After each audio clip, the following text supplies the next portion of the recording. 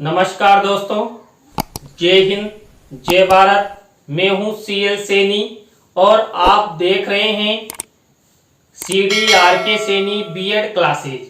आज की live class में हम जो आपका पेपर है बाल्यावस्था एवं विकास प्रक्रिया, इस पेपर के अंतर्गत बालक के शारीरिक विकास को प्रभावित करने वाले कारक।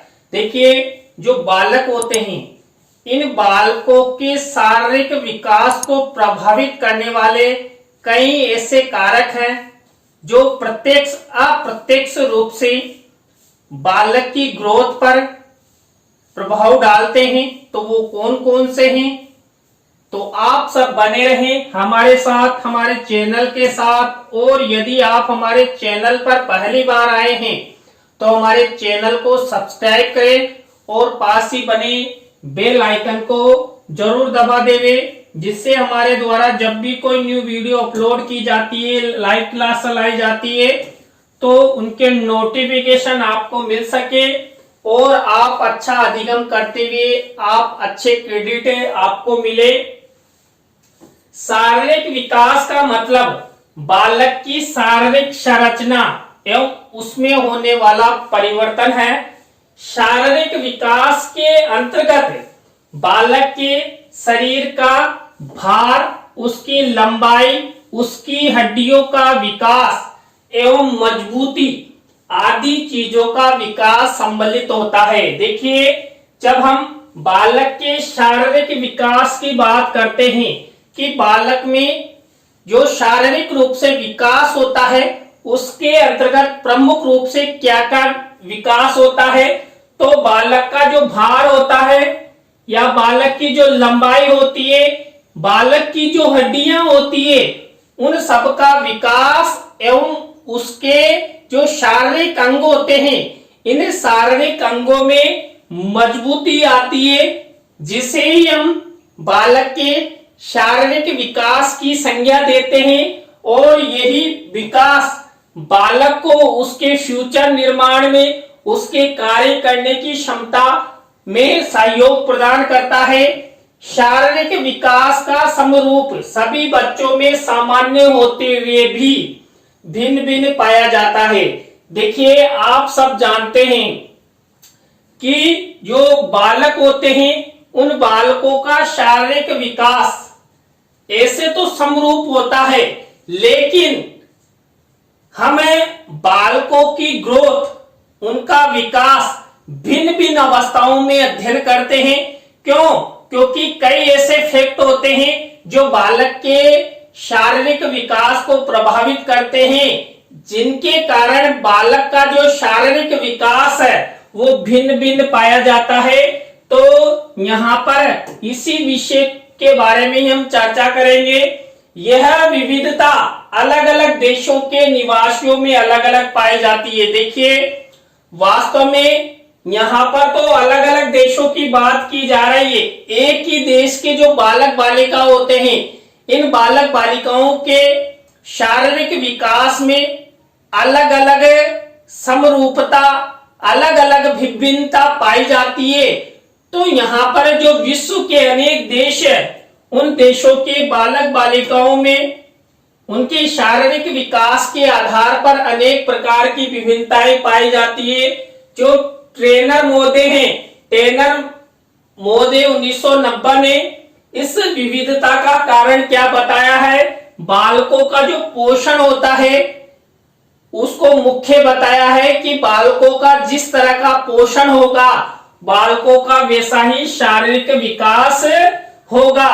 कई परिवारों में यदि गरीबी है तो गरीबी के आधार पर भी बालक का शारीरिक विकास होगा, क्योंकि जो बालक को आवश्यक संतुलित भोजन आवश्यक है, वो गरीबी के कारण बालक को संतुलित भोजन नहीं मिलेगा।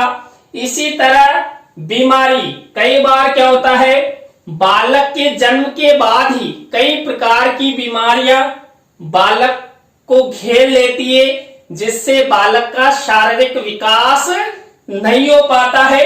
और जलवायु, भिन्न भिन्न प्रदेशों की भिन्न भिन्न जलवायु होती है। जैसी जलवायु, जैसा वातावरण, बालक को मिलेगा, बालक का शारीरिक विकास वैसा ही होगा। तो यहाँ पर टेनर 1990 ने जो परिभाषा दी उसका मुख्य कारण यही है कि जो बालक का शारीरिक विकास होता है, इस शारीरिक विकास में पोषण, गरीबी, बीमारी, जलवायु ये बालक के शारीरिक विकास को प्रभावित करते हैं। देखिए यहाँ पर जो हमें बालक के शारीरिक विकास को प्रभावित करने वाले ऐसे कई कारकों का अध्ययन करेंगे जो प्रत्यक्ष अप्रत्यक्ष रूप से बालक के शारीरिक विकास को प्रभावित करते हैं। इसमें देखिए पहला कारक है बालक के जो शारीरिक विकास है उसमें परिवार की स्थिति सबसे महत्वपूर्ण होती है।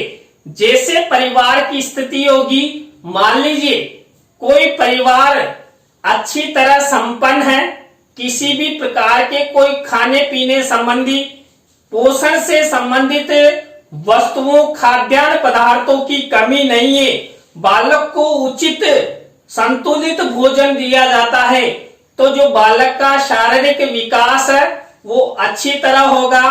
बालक का भार, बालक की लंबाई, बालक की जो हड्डियों का विकास है वो अच्छे से होगा, उसकी हड्डियों और शरीर में मजबूती आएगी। तो यहाँ पर जो परिवार की स्थिति है वो सबसे महत्वपूर्ण होती है। कई बार आपने देखा होगा झुग्गी झोपड़ियों में रहने वाले बालक बालिकाओं का शारीरिक विकास अच्छे से नहीं हो पाता है, वो कुपोषण का शिकार हो जाते हैं। तो इसका मुख्य कारण है परिवार की स्थिति। देखिए गरीबी अमीरी के आधार पर ही भी बालक का शारीरिक विकास होता है। तो यहाँ पर परिवार की स्थिति सबसे महत्वपूर्ण कारक है। इसी तरह दूसरा कारक है वंशानुक्रम। देखिए वंशानुक्रम भी बालक के शारीरिक विकास को प्रभावित करता है।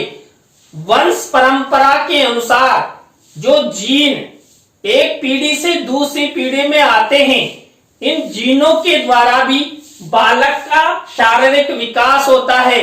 आपने देखा होगा कई जो बालक होते हैं उनकी वंशावलियां, उनकी पीढ़ियां अच्छी ग्रोथ वाली होती है, तो उनका शारीरिक विकास अच्छे से होता है।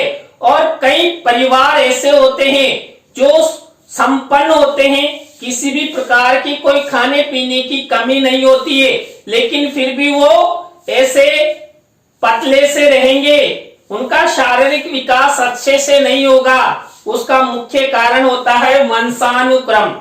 वंश परंपरा के अनुसार भी बालक बालिकाओं की ग्रोथ होती है, बालक बालिकाओं का शारीरिक विकास होता है। इसके बाद थर्ड नंबर का कारक है वातावरण। देखिए बालक को जैसा वातावरण मिलेगा बालक का शारीरिक विकास वैसा ही होगा। मान लीजिए किसी परिवार में जो परिवार का वातावरण है ये अशांति में है, तो बालक का शारीरिक विकास अच्छा नहीं होगा, क्योंकि बालक का जो पालन पोषण किया जाएगा उस पालन पोषण पर कोई ध्यान नहीं दिया जाएगा। क्यों? क्योंकि परिवार में तो अशांति बनी हुई है, आए दिन लड़ाई झगड़े हो रहे हैं। तो कुल मिलाकर जो परिवार का वातावरण है, अपने आस पड़ोस का जो वातावरण है, आपने कई बालक बालिकाओं को देखा है, सुना है कि वो छोटी उम्र में ही कई प्रकार के नशीले पदार्थों का सेवन करने लग जाते हैं। तो जैसा बालक को वातावरण मिलेगा वैसे ही बालक का शारीरिक विकास होगा। इसलिए आवश्यक रूप से बालकों के वातावरण पर विशेष रूप से ध्यान देना चाहिए। बालकों को जैसा वातावरण मिलेगा वैसा ही शारीरिक विकास होता है। तो माता पिता को बालक के शारीरिक विकास पर विशेष ध्यान देते हुए उचित और अच्छे वातावरण का निर्माण करना चाहिए, जिससे बालक का शारीरिक विकास अच्छा हो सके। इसके बाद है दिनचर्या। देखिए बालक बालिकाओं की दिनचर्या के कारण भी जो बालक का शारीरिक विकास होता है वो प्रभावित होता है। बालक मान लीजिए समय पर सोता नहीं है, कई प्रकार के हार्ड वर्क अधिक करता है, मानसिक रूप से तनाव में रहता है। कई ऐसे कारक होते हैं दिनचर्या के अंतर्गत। देखिए कई बार छोटे बालक ही जो सेक्स संबंधित अनेक ऐसी क्रियाएं करने लग जाते हैं तो उनका जो शारीरिक विकास है वो रुक जाता है। कुल मिलाकर जो बालक होते हैं, बालिका होते हैं, उनकी दिनचर्या अच्छी होनी चाहिए। जैसे मान लीजिए समय पे सोना, समय पे उठना, समय पे खाना, समय पर पीना। तो कई प्रकार की जो दिनचर्या है एक शेड्यूल के अनुसार होनी चाहिए, तब तो बालक बालिकाओं का जो शारीरिक विकास है ये अच्छे से होगा। तो यहाँ पर दिनचर्या भी बालक के शारीरिक विकास को प्रभावित करती है। इसी तरह देखिए बालक के शारीरिक विकास को प्रभावित करने वाला नेक्स्ट कारण है विश्राम तथा निद्रा। सबसे महत्वपूर्ण है, यदि बालक बालिकाओं को उचित विश्राम मिलेगा, उचित रूप से आवश्यक निद्रा मिलेगी, तो बालक में किसी भी प्रकार से मानसिक तनाव नहीं होगा। आपने कई बालक बालिकाओं को देखा है कि उनके माता पिता बार बार ये कहते रहते हैं बेटा पढ़, बेटा काम कर। तो बालक को जो उचित निद्रा की जो आवश्यकता होती है वो टेंशन के कारण नहीं आएगी और बालक को विश्राम यानी आराम नहीं मिलेगा, तो बालक मानसिक रूप से तनाव में आ जाएगा और उसका सीधा सीधा प्रभाव बालक के शारीरिक विकास पर पड़ेगा। तो विश्राम तथा निद्रा बालक बालिकाओं के लिए अति आवश्यक है। देखिए जब बालक युवा हो जाते हैं या गृहस्थी जीवन में प्रवेश कर जाते हैं तो अपना व्यवसाय करते, अपना परिवार चलाते हैं, तो उस समय टेंशन हो जाए या निद्रा कम कर ले तो उचित होता है। लेकिन बालक बालिकाओं के जीवन में उनके माता पिता बहुत अच्छा सहयोग करते हैं, तो बालक बालिकाओं को माता पिता द्वारा उचित विश्राम की व्यवस्था होनी चाहिए। जो विश्राम करने यानी आराम करने का जो रूम है वो भी अच्छा होना चाहिए। यहाँ पर ऐसा नहीं कि बालक आराम कर रहा है और डीजे की आवाज धम धमाधम चल रही है, तो बालक को उचित नींद भी नहीं आएगी। तो यहाँ पर विश्राम यानी आराम और निद्रा एक दूसरे से जुड़े हुए हैं। माता पिता को हमेशा बालकों के विश्राम और निद्रा की अच्छी तरह व्यवस्था करेंगे तो बालकों का जो शारीरिक विकास है वो अच्छे से होगा। भोजन, खेल तथा व्यायाम। देखिए जो बालक बालिकाओं होते हैं उन बालक बालिकाओं को उचित भोजन मिलना चाहिए, संतुलित भोजन मिलना चाहिए। जो शरीर को बढ़ाने वाले खाद्यान्न पदार्थ है वो उचित मात्रा में मिलने चाहिए। उचित मात्रा में नहीं मिलेंगे तो क्या होगा, बालक बालिका कुपोषण का शिकार हो जाएंगे। कुपोषण का शिकार होने पर उनकी ग्रोथ रुक जाएगी। इसलिए आवश्यक है बालक बालिकाओं को उचित भोजन, संतुलित भोजन, फल सब्जी आदि उचित मात्रा में प्रदान करना चाहिए, जिससे बालक बालिकाओं का अच्छा विकास हो सके। बालक बालिकाओं को देखिए शिक्षा के साथ साथ पाठ्य सहगामी क्रियाओं में भी भाग लेने हेतु प्रेरित करना चाहिए। बालकों को समय समय पर खेल के लिए भी प्रेरित करना चाहिए, जिससे देखिए बालक खेलेंगे तो हाथ पैर क्रिया करेंगे और हाथ पैर क्रिया करेंगे जो हमारा शरीर है इस शरीर में मजबूती आएगी और बालक का जो शारीरिक विकास है, हड्डियों का विकास है, हड्डियों की मजबूती है वो जरूर आएगी। तो बालकों को खेलों में भी उचित अवसर प्रदान करना चाहिए। इसी तरह व्यायाम, देखिए कसरत आदि या योग है, कई ऐसे कार्य हैं जो बालकों को जरूर करने चाहिए। बालकों को जो व्यायाम आदि क्रियाएं करवाई जाती है, योग करवाए जाते हैं, वो भी बालक के शारीरिक विकास पर प्रत्यक्ष अप्रत्यक्ष रूप से प्रभाव डालते हैं। बालक समय पर उठता है, समय पर व्यायाम करता है, समय पर विद्यालय जाता है, समय पर विद्यालय से आता है, उचित खाना खाता है, पीता है, आराम करता है, तो बालक का 100% अच्छा विकास होगा। तो यहाँ पर जो भोजन, खेल तथा व्यायाम है, ये बालक के शारीरिक विकास को प्रभावित करते हैं। इसके बाद प्रेम तथा सहानुभूति भी बालक के शारीरिक विकास को प्रभावित करती है। कई परिवारों में बालकों के साथ अच्छा व्यवहार नहीं किया जाता, बालक बालिकाओं को बार बार गाली निकाली जाती है, पीटा जाता है और कई प्रकार के अपशब्द कहे जाते हैं, जिससे बालक बालिका तनाव में आ जाते हैं और उनका शारीरिक विकास रुक जाता है, वो मेंटली अपसेट हो जाते हैं। तो बालक बालिकाओं के साथ हमेशा जो परिवारजन है, माता पिता है, आस पड़ोस है, उनके साथ हमेशा प्रेम का व्यवहार करना चाहिए, सहानुभूति अपनानी चाहिए। मान लीजिए बालक ने कोई ऐसा कार्य गलत भी कर दिया तो बालक को कोई बात नहीं, बेटा आगे से मत करना, आपने अभी कर दिया है पर आगे से विशेष रूप से ध्यान रखना। तो ऐसा कहकर बालक बालिकाओं के साथ सहानुभूति प्रदान करना चाहिए।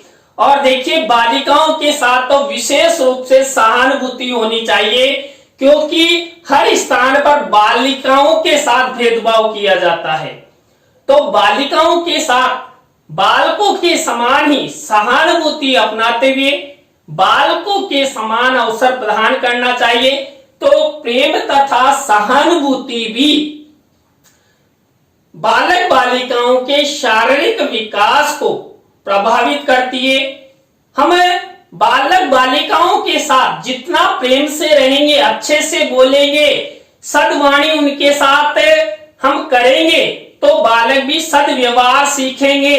और यदि आप ही गाली गलौज के साथ, अपशब्दों के साथ बालक बालिकाओं के साथ व्यवहार करते तो वो भी क्या करेंगे, वह भी अपशब्द, गाली गलौज ये सीखने लग जाएंगे और वो क्या करेंगे, वो आपको उसी समय कहने लग जाएंगे, आपको भी गाली वो निकाल सकते हैं। इसलिए आवश्यक है कि बालक के जो शारीरिक विकास है उसको अच्छा उनका विकास हो, इस हेतु प्रेम तथा सहानुभूति अपनानी चाहिए।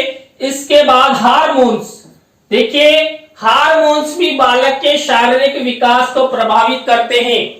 देखिए मैंने आपको शुरू में वंशानुक्रम के बारे में बताया था कि वंशानुक्रम भी बालक के शारीरिक विकास को प्रभावित करता है। तो कई बालक बालिकाओं में ऐसे हार्मोन्स अधिक स्रावित हो जाते हैं, जिससे कम उम्र में बालक की ग्रोथ अधिक हो जाती है, मोटे हो जाते हैं, जबकि वो खाते पीते कुछ नहीं है, चाहे वो चटनी रोटी खाएं, लेकिन हार्मोन्स के कारण उनका शारीरिक विकास ग्रोथ कर जाता है।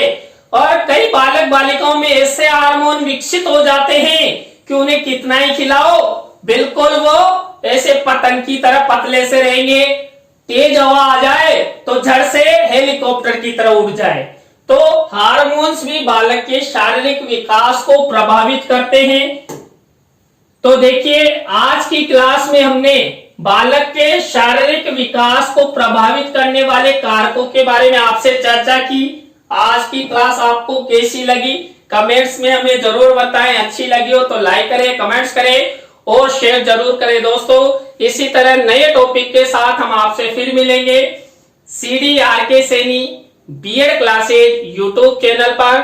जय हिंद, जय भारत, राम राम।